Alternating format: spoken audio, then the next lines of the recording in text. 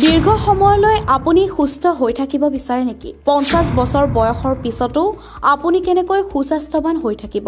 কি কাম কৰিলে আপুনি ফিট থাকিব পাৰিব? আজি আমি জনাম সুস্বাস্থ্যৱান হৈ থকাৰ 5টা টিপ। 50 বছৰ বয়স অতিক্ৰম কৰাৰ পাছত সকলোৱে সুস্থ আৰু ফিট হৈ থাকিব বিচাৰে। কিন্তু সকলোৰে এই ইচ্ছা পূৰণ নহয়, কাৰণ বয়সৰ এই পৰ্যায়ত শৰীৰটো বহু ৰোগে আগুৰি ধৰে। দীৰ্ঘদিন সুস্থ হৈ থাকিবলৈ সুস্থ জীৱনশৈলী মানি চলাটো অতি প্ৰয়োজনীয়। জীৱনত কোনো ধৰণৰ মানসিক চাপ থাকিব নালাগে। সদায় হাঁহি হাঁহি জীৱনৰ প্ৰতিটো মুহূৰ্ত উপভোগ কৰিব লাগে। এই সকলোবোৰে ভাল আৰু সুস্থ স্বাস্থ্যৰ ওপৰত প্ৰভাৱ পেলায়। দীৰ্ঘদিন ধৰি ফিট হৈ থকাৰ টিপ জানি লওক আমাৰ এই প্ৰতিবেদনৰ জৰিয়তে। সদায় স্বাস্থ্যসন্মত খাদ্য গ্ৰহণ কৰক। দীৰ্ঘদিন সুস্থ হৈ থাকিবলৈ খাদ্যত পুষ্টিকৰ উপাদান সমৃদ্ধ বস্তু অন্তৰ্ভুক্ত কৰিব লাগে।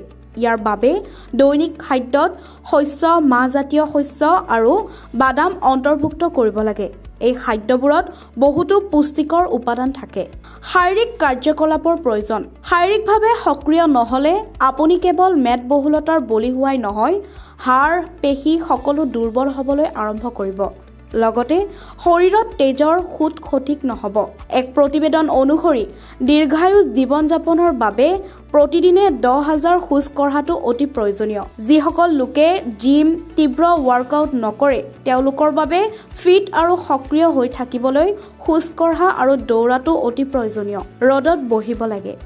স্বাস্থ্য বিশেষজ্ঞসকলে কয় যে গোটেই দিনটো লেপটপ আৰু মোবাইলৰ পোহৰত থকাৰ পৰিৱৰ্তে কিছু সময় বাহিৰলৈ ওলাই প্ৰাকৃতিক পোহৰত থকাটো ভাল। সূৰ্যৰ পোহৰৰ প্ৰাকৃতিক উৎসৰ লগতে ইয়াৰ পৰা ভিটামিন ডিও পোৱা যায়, যিয়ে হাড়, দাঁতৰ লগতে শৰীৰৰ বহু আভ্যন্তৰীণ কামত সহায় কৰে।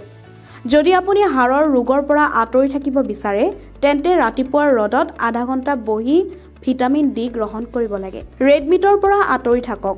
শৰীৰত প্ৰটিনৰ প্ৰয়োজন হ'লেও ৰঙা মাংস অতিৰিক্তভাৱে খাব নালাগে। ৰঙা মাংসত কলেষ্ট্ৰল, অস্বাস্থ্যকৰ চৰ্বি থাকে, যিয়ে হৃদৰোগ বৃদ্ধি কৰে। ইয়াৰ উপৰিও মাংস বা খাদ্যও পেটৰ কৰ্কট ৰোগৰ সম্ভাৱনা বৃদ্ধি কৰিব পাৰে। গতিকে এইবোৰ খোৱাৰ পৰা বিৰত থাকক। মানসিক চাপক বাই বাই কওক। মানসিক চাপে মানুহৰ জীৱনত বেয়াকৈ প্ৰভাৱিত কৰে। ইয়াৰ আঁৰত বহু কাৰণ থাকিব পাৰে। কামৰ চাপ, পৰিয়ালৰ আৰ্থিক বাধা, চাকৰিলৈ যোৱাৰ চিন্তা, ভাল চাকৰি নোপোৱাৰ টেনচন। মানসিক চাপ, উদ্বেগ কমাবলৈ চেষ্টা কৰাটো ভাল।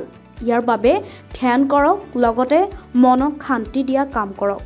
আপুনি শক্তিৰে ভৰি থকা অনুভৱ কৰিব তেতিয়া।